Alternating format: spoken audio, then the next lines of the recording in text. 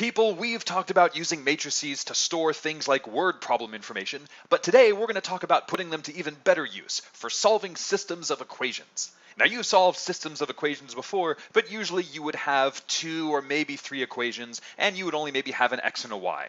If you have a more complicated collection of equations, like this bad boy right here, then if you try to solve it the old school way, you're just going to get frustrated.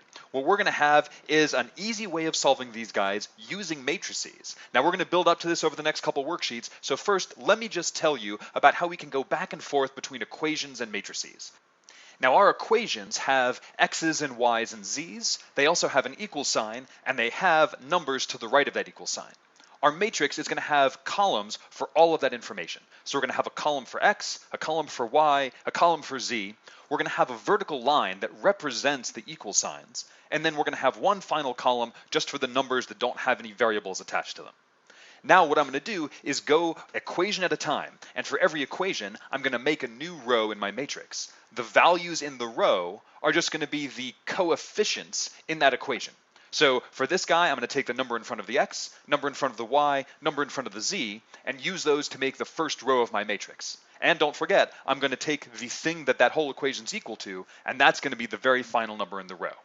I'm going to do the same thing for the next equation, and I'm going to do the same thing for the last equation. And guys, once that's done, you have a matrix that represents the equations that you started off with. Now, last but not least, you can go in the other direction. Let's say you start off with this fancy matrix right here. We can turn that matrix back into some equations just by remembering that every column of the matrix should give us a variable. So we're going to label these guys x, y, and z. And that means that we can take the first row and turn it into an equation based on those numbers. So the first row should look like this guy, and then the exact same process works. Here's the equation that we get from the second row, and here's the equation that we get from the third row.